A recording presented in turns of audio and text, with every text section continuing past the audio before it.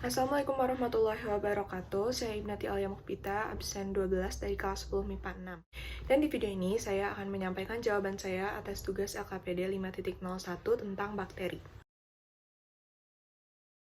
Ciri-ciri Monera yang pertama adalah mikroskopis, berukuran sangat kecil dan tidak dapat dilihat dengan mata telanjang sehingga diperlukan mikroskop untuk dapat melihatnya dengan jelas.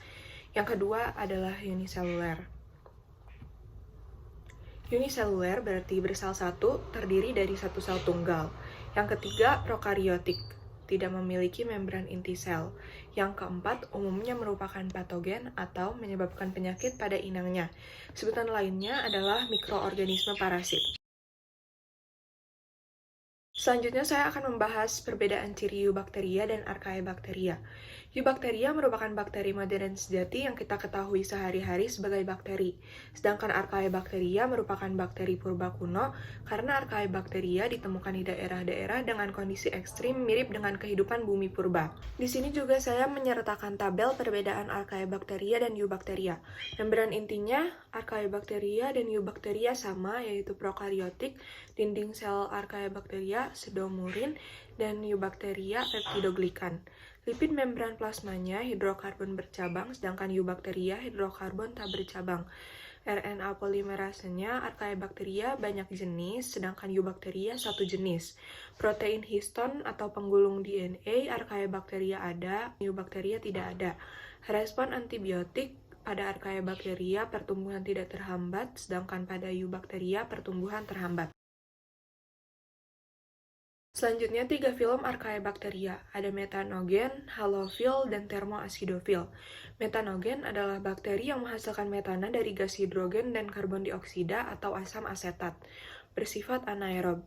Habitatnya di rawa dan berperan sebagai dekomposer. Contoh metanogen adalah Methanobacterium, Methanopyrus candleri, dan Methanobrevikbacter smithii. Yang kedua ada halofil. Halofil adalah bakteri yang hidup di daerah yang berkadar garam tinggi. Cairan sitoplasma pada bakteri ini sama dengan keadaan lingkungannya. Habitat optimal halofil adalah pada lingkungan dengan kadar garam 2M atau 10 kali lipat lebih tinggi dari air laut. Contoh halofil adalah Halobacterium, Haloverax, Halococcus, Haloterigena, dan Haloarcula. Yang ketiga ada termoasidofil. Termofil dan asidofil adalah bakteri yang hidup di lingkungan panas dan asam ekstrim. Habitat optimal termoasidofil adalah pada lingkungan bersuhu 50-80 derajat Celcius pada pH kurang dari 2. Struktur sel bakteri. Bagian yang ditunjuk huruf A adalah dinding sel dan kapsul. Dinding sel bakteri tersusun atas peptidoglikan yang terbentuk dari protein dan karbohidrat yang berfungsi sebagai pelindung dan pembentuk tubuh. Sedangkan kapsul adalah lapisan tambahan yang terdapat pada bakteri yang tersusun atas karbohidrat, protein, dan lemak atau lendir. Bagian yang ditunjuk huruf B adalah flagel. Flagel atau bulu cambuk merupakan struktur berupa mikrotubulus yang menonjol dari dinding sel. Flagel berfungsi sebagai alat gerak bakteri. Yang ditunjuk huruf C adalah ribosom. Ribosom merupakan salah satu organel yang tidak memiliki membran, akan tetapi berperan penting dalam proses sintesis, yang mana ribosom berfungsi efektif dalam menerjemahkan mRNA yang akan berubah menjadi protein. Yang ditunjuk huruf D adalah nukleoid. Nukleoid adalah materi genetik DNA dan RNA bakteri yang tidak tergulung yang bertindak sebagai inti sel yang mengatur kegiatan sel. Yang ditunjuk huruf E adalah plasmid. Plasmid adalah materi genetik tambahan selain nukleoid dan berfungsi sebagai alat reproduksi dan resistensi terhadap antibiotik. Yang ditunjuk huruf F adalah sitoplasma, yang merupakan cairan yang tersusun atas air, bahan organik berupa protein, karbohidrat, dan lemak, garam mineral, enzim, ribosom, dan asam nukleat. Yang ditunjuk huruf F adalah sitoplasma, yang merupakan tempat terjadinya reaksi metabolisme pada bakteri. Yang ditunjuk huruf G adalah pili atau fimbria. Pili atau fimbria adalah filamen halus yang menonjol keluar yang berada di sekujur sel bakteri gram negatif dan berfungsi sebagai alat penghubung saat bakteri bereproduksi. Bakteri mempunyai beberapa bentuk, yaitu kokus, bacillus, dan spirilla. Kokus berbentuk bulat. Ada yang namanya monokokus berjumlah 1.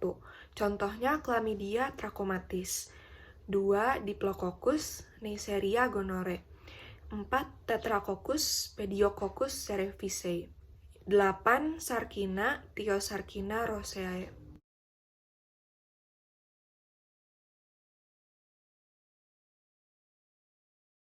Ada juga yang bentuknya seperti segitiga, disebut Staphylococcus. Contohnya Staphylococcus aureus. Selanjutnya ada yang berbentuk bacillus atau batang. Ada yang bernama monobacil berjumlah 1, contohnya Escherichia coli. Ada yang diplobacil berjumlah 2, contohnya Salmonella typhosa. Dan ada yang berjumlah banyak disebut streptobacil, contohnya Bacillus anthracis. Yang ketiga, ada yang berbentuk spirila atau spiral. Ada yang namanya bentuk spiral, bentuknya bergelombang. Contohnya Thiospirillopis floridana. Dan ada yang bentuknya seperti sekrup, disebut Spiroseta. Contohnya Treponema pallidum. Dan ada yang berbentuk seperti koma, disebut Vibrio. Contohnya Vibrio chloreae. Bakteri ada yang berkembang biak secara vegetatif dan generatif. Perkembangbiakan bakteri secara vegetatif dilakukan dengan cara pembelahan binar, yaitu membelah diri menjadi 2 sel baru. Pembelahan binar merupakan pembelahan amitosis, karena terjadi secara langsung dan tidak melalui tahapan-tahapan pembelahan sel. Perkembangbiakan bakteri secara genetatif atau paraseksual dibagi menjadi 3, yaitu transformasi, transduksi, dan konjugasi. Pada transformasi, masuknya DNA bebas ke dalam sel bakteri dengan cara pemindahan materi genetik secara langsung dari satu bakteri ke bakteri lainnya tanpa melalui jembatan konjugasi. Contoh bakteri yang melakukan transformasi adalah Streptococcus pneumoniae, Neisseria gonorrhoeae, Bacillus, dan Rhizobium. Yang kedua ada transduksi. Transduksi merupakan rekombinasi gen antara 2 sel bakteri yang diperantarai oleh virus fag atau bakteriofag. Virus fag temperat merupakan virus yang paling cocok untuk melakukan proses transduksi karena dapat bereplikasi secara litik dan lisogenik.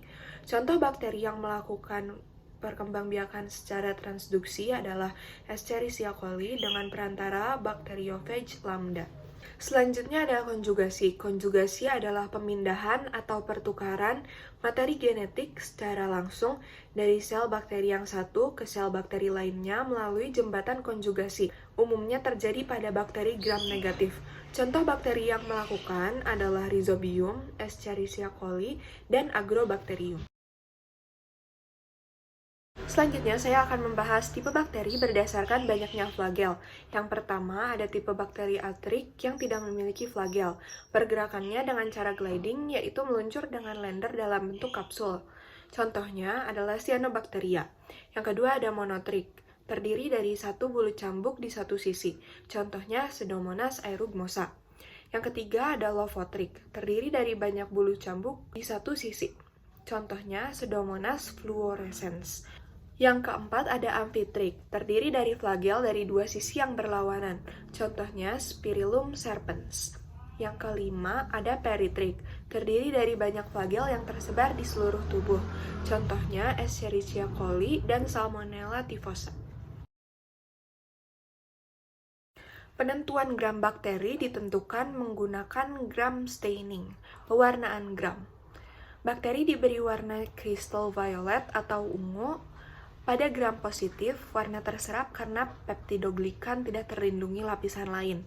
Pada gram negatif, warna tidak terserap karena peptidoglikan terlindungi LPS. Bakteri dicuci dengan alkohol. LPS pada gram negatif akan larut dalam alkohol karena terbuat dari lemak. Bakteri diberi warna safranin atau merah. Pada gram positif, warna tidak terserap. Pada gram negatif, warna terserap menjadi merah. Perbedaan bakteri gram negatif dan bakteri gram positif. Bakteri gram positif berwarna ungu atau biru. Pada dinding selnya mengandung peptidoglikan tebal saja. Dapat dilengkapi kapsul yang terdiri dari polisakarida dan air. Contohnya Clostridium sp dan Staphylococcus sp. Pada bakteri gram negatif berwarna merah, dinding sel mengandung peptidoglikan dan lapisan LPS. Bakteri gram negatif memiliki kapsul yang merupakan lapisan LPS. Kapsul bakteri gram negatif bersifat patogen karena mengandung racun endotoksin. Contohnya Rhizobium sp dan Nitrosomonas. Endospora. Endospora merupakan bentuk dorman atau istirahat bakteri yang tahan kondisi ekstrim. Endospora terbentuk di dalam sel bakteri jika kondisi tidak menguntungkan. Endospora dapat dibentuk oleh bakteri gram positif seperti Bacillus dan Clostridium. Penyakit pada manusia yang disebabkan bakteri sangat banyak, tapi di sini saya hanya mengambil 3. Yang pertama adalah Salmonella typhosa yang menyebabkan penyakit tifus, Mycobacterium tuberculosis yang menyebabkan penyakit TBC, dan Neisseria gonorrhoeae yang menyebabkan penyakit gonorrhea.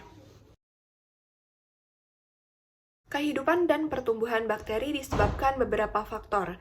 Yang pertama adalah nutrien atau zat makanan.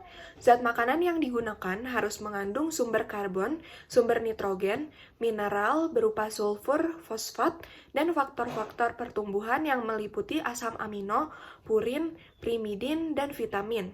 Yang kedua ada suhu. Pada suhu yang tepat atau optimal, sel bakteri dapat memperbanyak diri dan tumbuh sangat cepat. Yang ketiga, kelembapan. Umumnya, untuk pertumbuhan bakteri yang baik dibutuhkan kelembapan di atas 85%. Udara yang sangat kering dapat membunuh bakteri, tetapi kadar kelembapan minimum yang diperlukan untuk mendukung pertumbuhan bakteri bukanlah merupakan nilai pasti. Yang keempat, ada pencahayaan. Cahaya yang berasal dari sinar matahari dapat mempengaruhi pertumbuhan bakteri. Bakteri lebih menyukai kondisi gelap karena terdapatnya sinar matahari secara langsung dapat menghambat pertumbuhan bakteri. Yang kelima, ada oksigen. Kebutuhan oksigen pada bakteri tertentu mencerminkan mekanisme yang digunakan untuk memenuhi kebutuhan energinya. Yang terakhir, ada konsentrasi ion hidrogen atau pH. pH pembenihan juga mempengaruhi bakteri. Kebanyakan bakteri patogen mempunyai pH optimum 7,2 sampai 7,6. Bakteri tentunya berperan untuk manusia, seperti untuk rekayasa genetika. Spesies Escherichia coli berperan membuat insulin yang membantu mengontrol kadar gula darah atau glukosa dalam tubuh. Dan ada juga spesies Clostridium tetani yang membantu pembuatan serum tetanus. Beberapa bakteri juga berperan membuat antibiotik untuk menekan pertumbuhan bakteri melalui plasmid yang telah direkayasa. Mekanisme kerja antibiotik ada 2, yaitu kebocoran plasma. Antibiotik mengganggu pembentuk dinding sel bakteri sehingga sitoplasma keluar dan bakteri mati, atau penghambat pembelahan diri.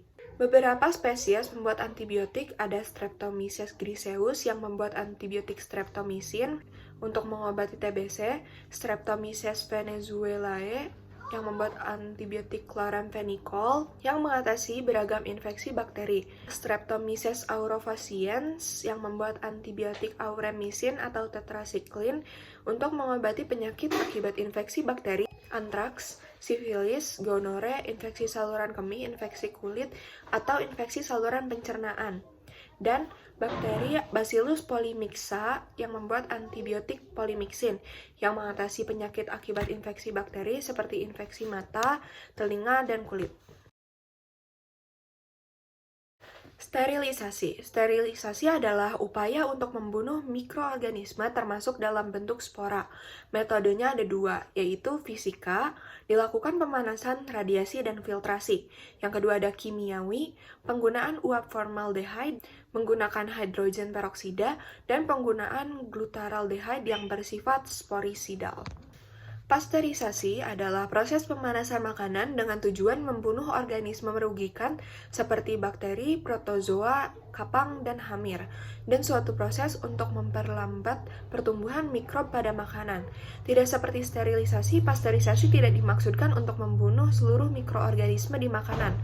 Pasteurisasi bertujuan untuk mencapai pengurangan log dalam jumlah organisme sehingga bakteri tidak lagi bisa menyebabkan penyakit. Sekian yang bisa saya sampaikan, mohon maaf bila ada kesalahan. Wassalamualaikum warahmatullahi wabarakatuh.